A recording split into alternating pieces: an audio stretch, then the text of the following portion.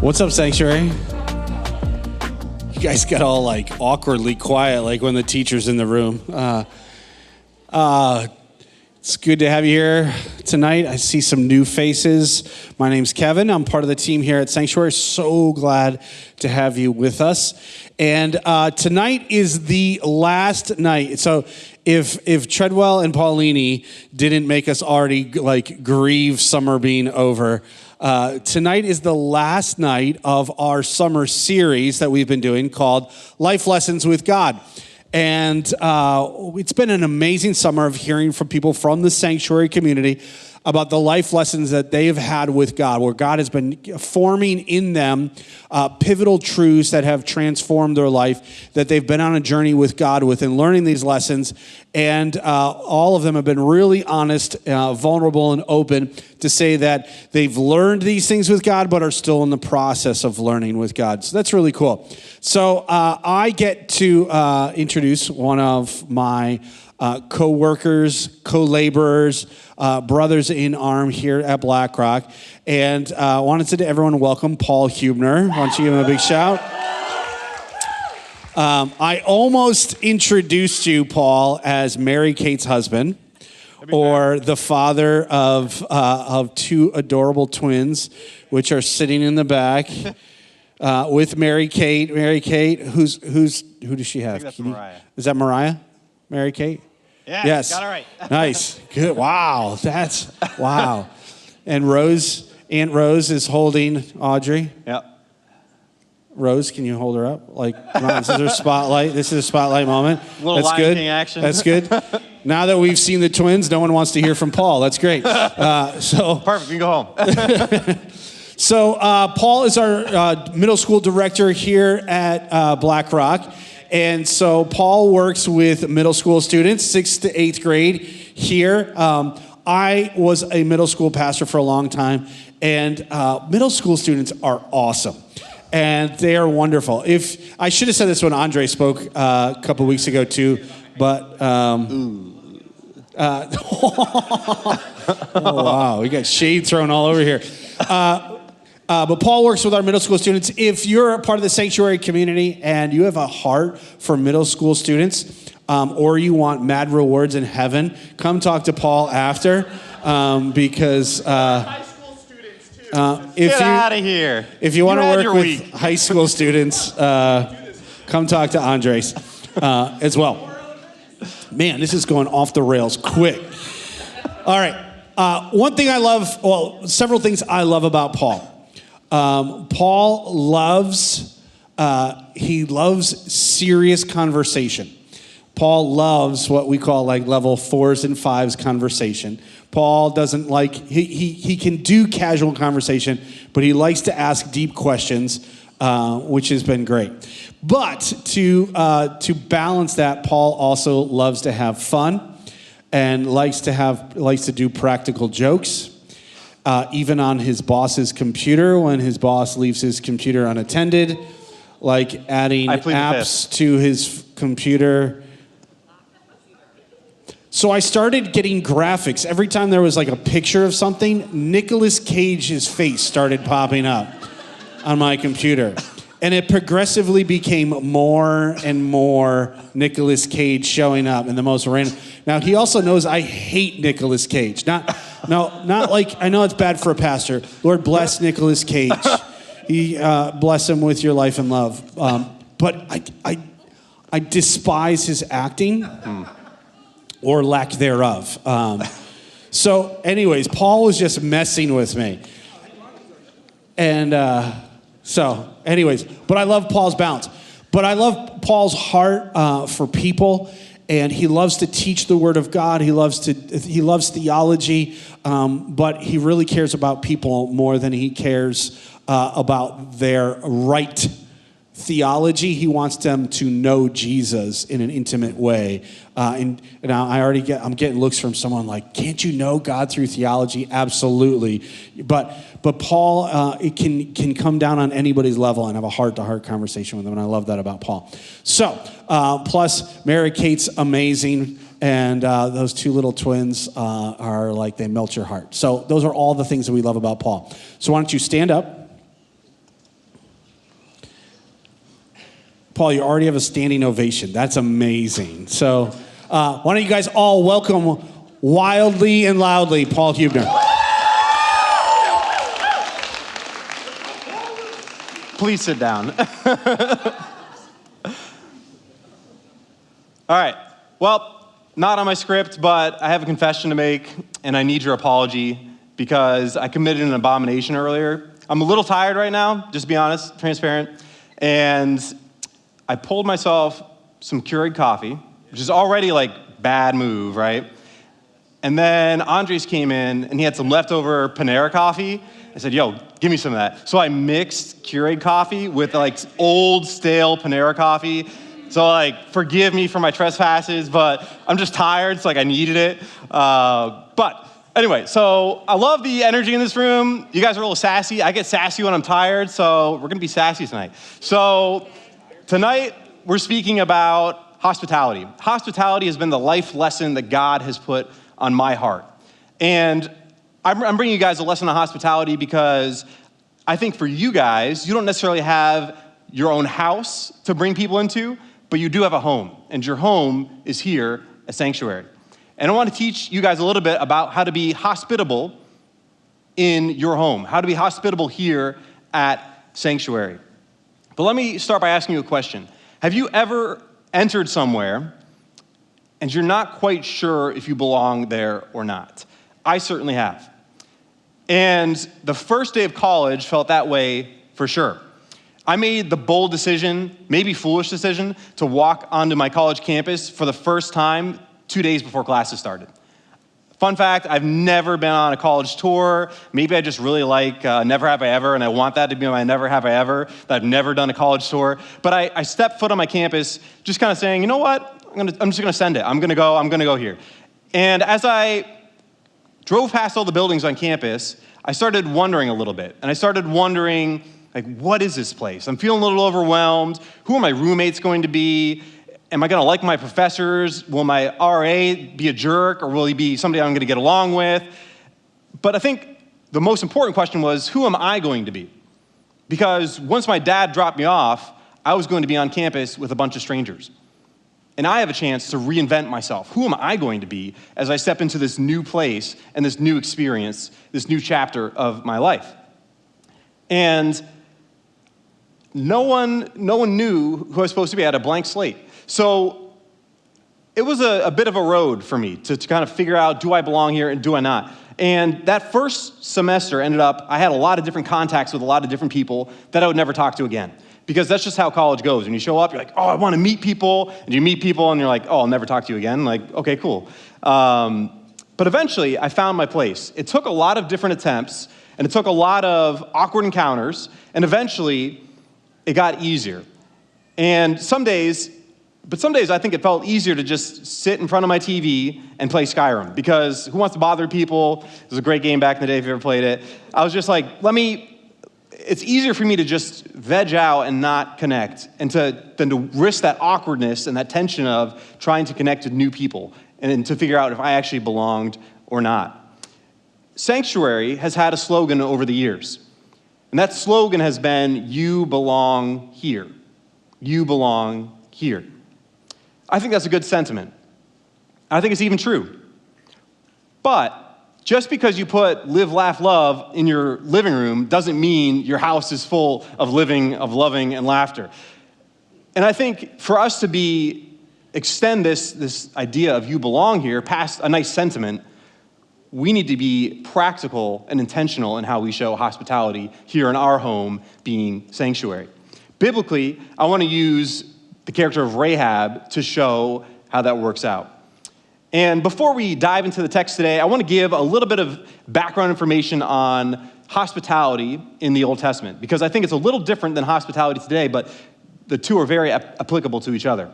The Anchor Bible Dictionary defines the purpose of Old Testament hospitality as to nourish and protect travelers who find themselves in a hostile environment. Hospitality in the Old Testament is to nourish and protect travelers who find themselves in a hostile environment. Hospitality in the Old Testament is not just a nice gesture. Hospitality was a necessity for travelers as they moved from place to place. There were no hotels to stay at in your cross-country trek across the wilderness. If you went through a city, it was very rare that you actually found an inn that had a vacancy in it.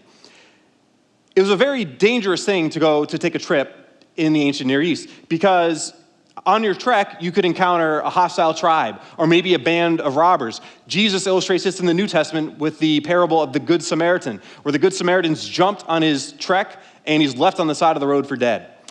It's dangerous business walking outside your front door. And this doesn't even take into account you're being exposed to the elements, to the heat as you make your journey. In today's context, I'm pretty sure we're not bombarded with travelers walking from New Haven to New York City that are knocking on our door. But I still see the exhaustion in people today. I see it in the rings around people's eyes that I talk to. I see it in the downcast faces around me. I hear it in the desperate stories that people tell me about their lives. You can practically smell the stress dripping off of people as you talk to them. When people in our context, they don't have as much of a need to sit down and be refreshed from a travel or from a journey, but most people need to be refreshed from the weariness of life that we all experience from day to day.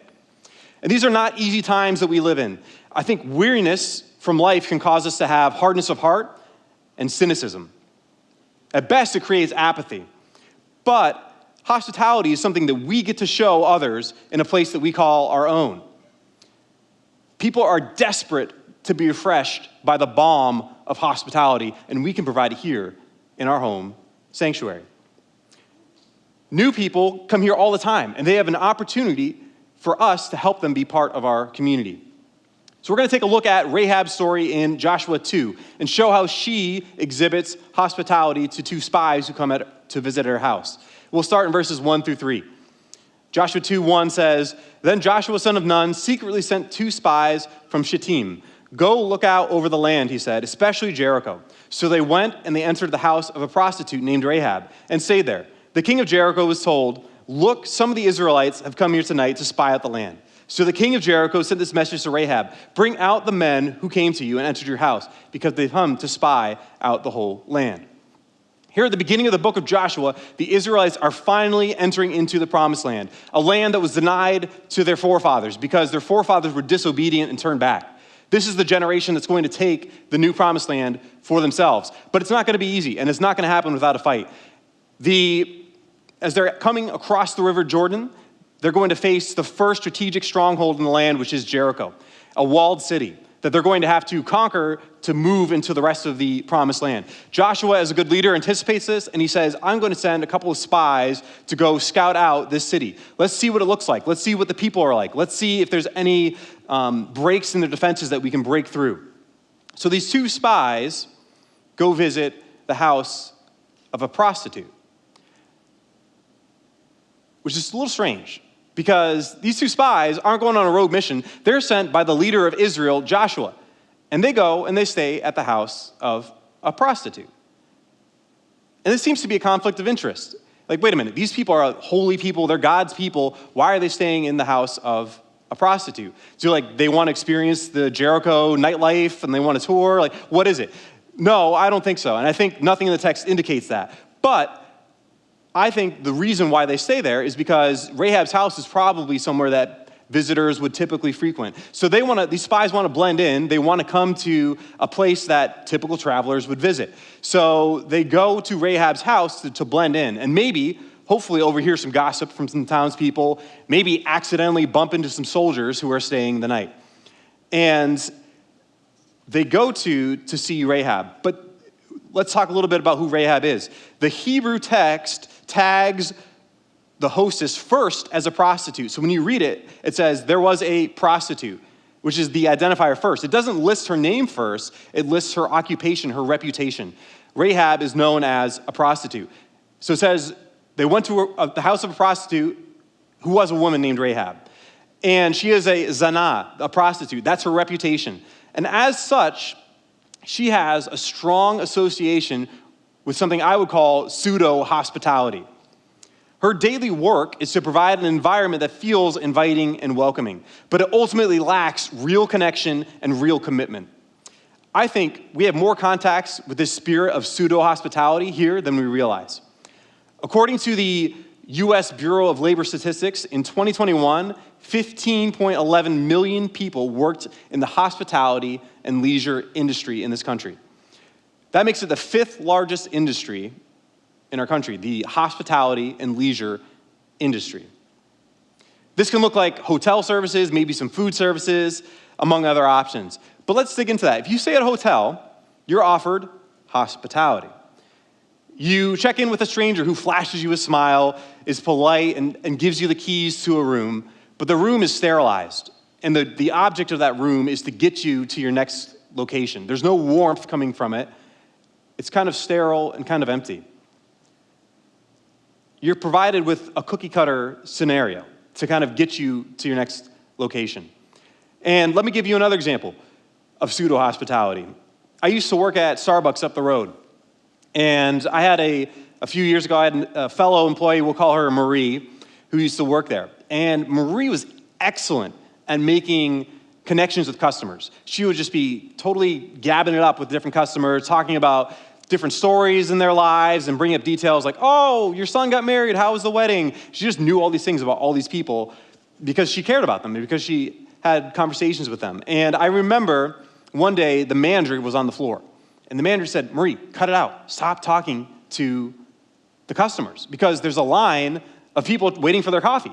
And what's more important here at Starbucks is that we get the coffee to the customer. We need to be efficient. We need to make sure we get people their drinks.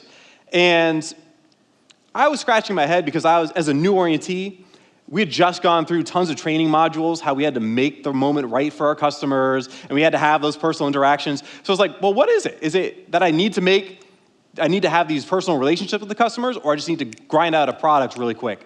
And the problem was when Marie made those contacts, she was getting in the way of the industry of pseudo-hospitality.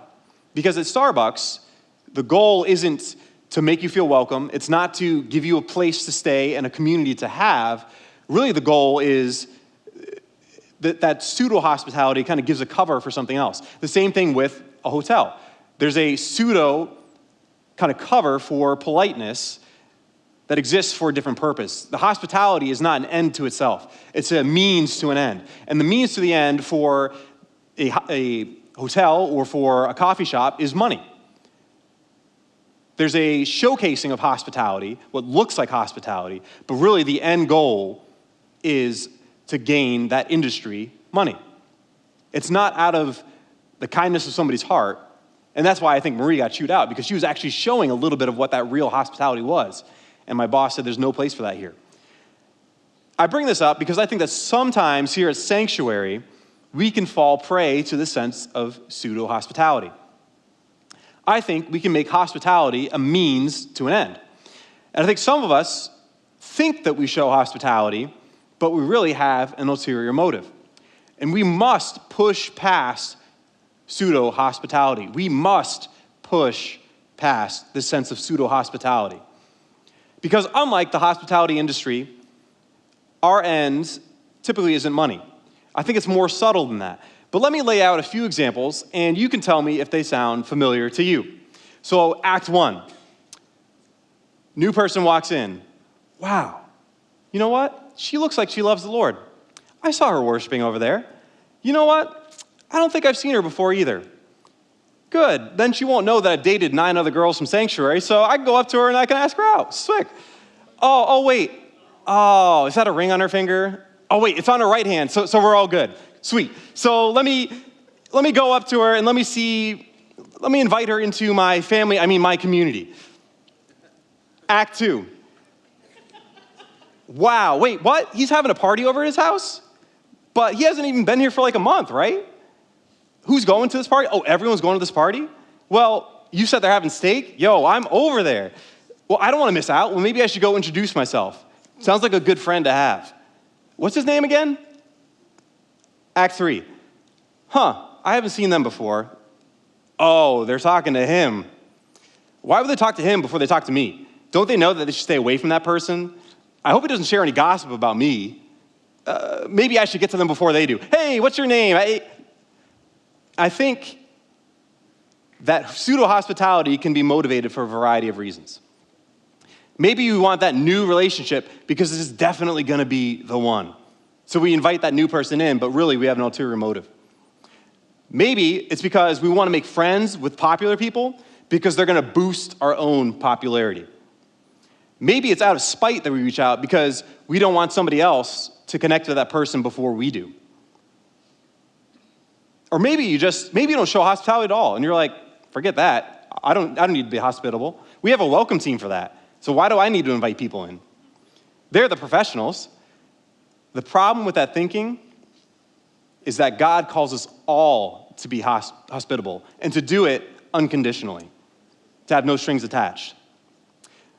Well, Rahab comes at a point where she's offering pseudo-hospitality to her guests, but she is forced to make a decision on whether she's going to continue that trend or she's going to offer genuine hospitality because a crisis enters the situation.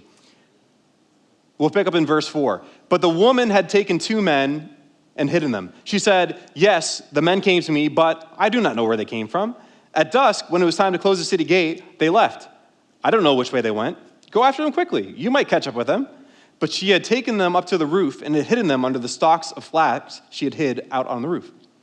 So the men set out in pursuit of the spies on the road that leads to the fords of the Jordan. And as soon as the pursuers had gone out, the gate was shut. The secret's out. Rahab knows who her guests are now. They aren't here for the typical reasons people would visit Rahab's house. But now they have a desperate need. Their cover's blown. The king knows they're spies, and the wanted posters are going up all over town. This is where Rahab transitions from showing her typical pseudo-hospitality to extending genuine hospitality to her guests. Rahab doesn't take the easy road. She decides to provide what her guests need.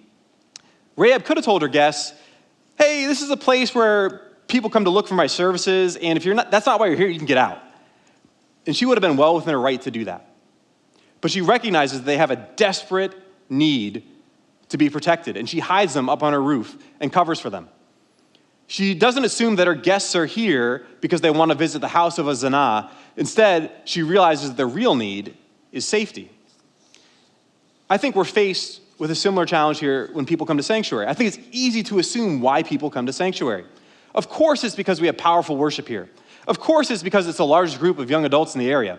Of course it's because it's a night service and it's more convenient for young people. Of course, they've definitely heard about our awesome retreats and that's why they're here.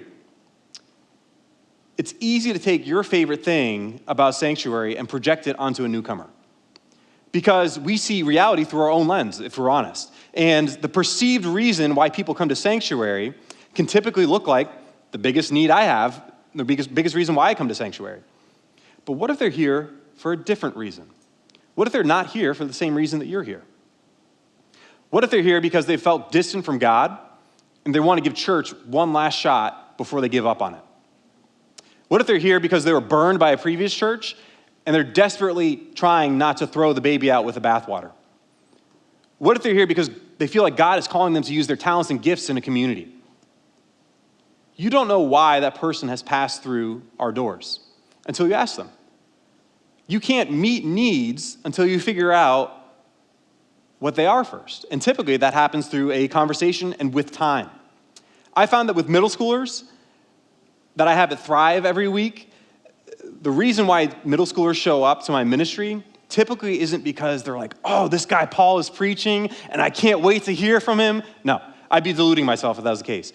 They're there because they want to experience community, because they want to know that people care about them, whether that's their peers or their small group leaders. That's why middle schoolers show up to Thrive. It's not because I would love for the reason to be, yo, Paul's just an excellent speaker and I'm there because he's there. They don't care. That's not why they're there. And so I have to take that and to weigh that and say, I can't just focus all of my time on crafting lessons when I'm talking about Thrive. What I need to do is I need to pour into my leaders who can invest into small groups. What I need to do is make sure that I build a healthy community at Thrive, because that's why I know that people are coming in. I can't just assume that the reasons why I would go somewhere are the reasons why somebody else would go there as well. When Rahab finds out what her guests' needs really are, that they need protection, she has a choice to make, and that choice is going to cost her something. She has to put her neck on the line. And by lying to the king, she becomes implicit in these spies' crimes. Typically, if you look at history, regents aren't too generous to people who collaborate with spies against their regime. But she covers for them, and she actually sends the pursuers in the wrong direction. Rahab understands that hospitality isn't just about meeting the easy needs of her guests, the anticipated needs, or the needs that you might think, but it's about meeting those more difficult needs and actually taking the time to figure out what those are. Rahab realizes that hospitality intentionally takes risks. Hospitality intentionally takes risks. When you welcome guests into sanctuary, it can cost you something. Maybe it looks like you actually getting up and finding someone you don't know when you get that random question that's asked from stage, like, what's your favorite sandwich? What do you like to do? Something about what do you like to do during the summer that you can't do. But you know you usually just like talk to your friend about it, but you know you're supposed to go talk to a stranger. Hospitality takes an intentional risk because it's scary to go up to a random stranger and ask them what their favorite sandwich is. It's intimidating. But hospitality is willing to take that risk to extend to a guest the privilege of being our community. Or maybe the cost is you take a risk and you invite that new person to join your post-sanctuary dinner crew and say, hey, we're going to Plan B tonight. I'd love for you to come with us. Because you're putting your neck on the line, because you're saying, I'm inviting this person, and they might be somebody that makes the whole situation awkward or somebody that my friends don't appreciate. I'm going to need to vouch for this new person. And that you bring that person along with you to that community that you form outside of sanctuary. Or maybe you talk to a new person and they hold you back from going into service because they just desperately need to talk to somebody. And you end up feeling like you're trapped, but you're talking to this person for 15 minutes, 20 minutes, as service is already going on. But you make that sacrifice because you say, I want you to realize that you're seen and you're heard and I value you. And that's even more important than me being in service on time. It will always come with a risk and potentially with a price, but hospitality needs to take that intentional risk. I'm sure Rahab wasn't anticipating having spies over for the night, but her posture showed that she was willing to extend hospitality nonetheless. One final observation from Rahab's hospitality is that she follows through and sees that hospitality to its completion. In verse 8, it says, before the spies lay down for the night, she went up to the roof, and she said to them, I know that the Lord has given you this land, and that a great fear of you has fallen us. So all who live in the country are melting in fear because of you. We have heard how the Lord dried up the waters of the Red Sea for you when you came out of Egypt, and what you did to Sihon and Og, the two kings of the Amorites east of the Jordan, when you completely destroyed them. When we heard of it, our hearts melted in fear, and everyone's courage failed because of you. For the Lord your God is God in heaven above and on earth below. And verse 15 says, so she let them down by a rope through the window, for the house she lived in was part of the city wall. Rahab gives us the reason why she shows hospitality here. She plays her hand, she tells the spies that she's heard the wonders that the Lord has done. Not only that, but she actually makes a profession of her own faith by saying, the Lord, your God, is God in heaven above and on earth below. Rahab has seen what the Lord has done, and she makes the decision to be a believer and a follower. This spurs her to show hospitality to these two spies, even though it comes at an incredible risk to herself. This is the reason why we show hospitality as well. It's not because Christians are just supposed to be nice people. It's not because Christians are always pleasant, always smiling, always quoting Jeremiah 29:11 out of context. Well, we show hospitality to others because we serve the Lord. I came across an interesting idea from the scholar Dr. Lee Roy Martin that I'd like to share with you. He posits the theory that we are all strangers and travelers living in an alien land. I certainly think it feels like that sometimes. But we enjoy the hospitality that God has extended to us by virtue of his ultimate ownership in all of creation. Let me break that down. The reality is that we're sustained by the hospitality of our God's creation. As human beings, we don't actually create anything. Anything that we make, we borrow from what's already been created by God, from the gifts that God has given to us. If you make a building, we pull the materials out of the earth and we fashion them into beams and concrete. We never make something ex nihilo out of nothing. Only God can do that. God is hosting us here on this earth. God is hosting us in his creation. God has created a place for us to live, for us to have a home. In Genesis, this idea is first seen when God creates the Garden of Eden for Adam and Eve. The Garden of Eden is a place where man and woman can enjoy divine and earthly blessings. It's a place where they can experience God's blessings of food, work, and relationship with each other. And they can experience perfect fellowship with God. That sense, when we dish out hospitality, we provide an opportunity for blessings that we've experienced to be transferred to other people, to be extended on to other people. It's that sense of feeling like we're at home, that joy we have of being in a place, those rich friendships and communities that we build. By extending hospitality, what we do is we reach back into the past to bring back memories of God's perfect Garden of Eden, God's perfect example of hospitality before the fall. But we're also reaching forward into the future, and we're borrowing from the marriage supper of the Lamb, where at the end of days, God shows hospitality by inviting his bride, the church, and welcoming them in to a feast as a show of hospitality. And right now, we reach our hand behind the curtain of heaven, and we pull out blessings to serve here on this earth. We do this because God has graciously hosted us and bountifully given us blessings here.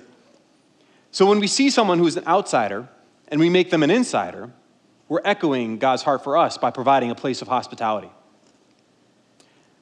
I think the most powerful way that Rahab brings forth this hospitality is by following through on it. I think it's easy to think of hospitality as a one-and-done deal. We recognized that we were hospitable to somebody today. Check, I'm done with hospitality. But hospitality usually involves follow-through. It's not just a one-time event. Rahab recognizes this, and she lets the strangers down the wall outside of her window. Again, this is an incredible risk that she's having. If someone saw her lower that rope and let these two spies out of her window, it would have been game over. She would have been executed. But part of Rahab's hospitality ensures that she doesn't just cover for her spies once and say, I'm done with this, go find your own protection, but she actually makes sure that they escape. She lets them stay a couple of nights, and then she actually helps them escape out of the wall, which they couldn't have done, because as we saw earlier, they closed the gates. Nobody was allowed to escape. And she provides that means for escape. Hospitality usually involves follow-through. It's not just a one-time event.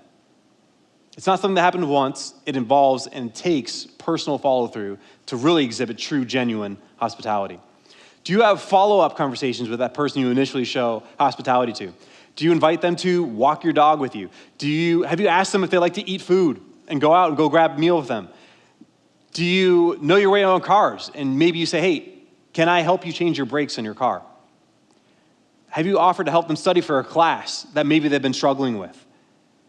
Hospitality involves doing life with people, not just having a quick conversation and checking the box.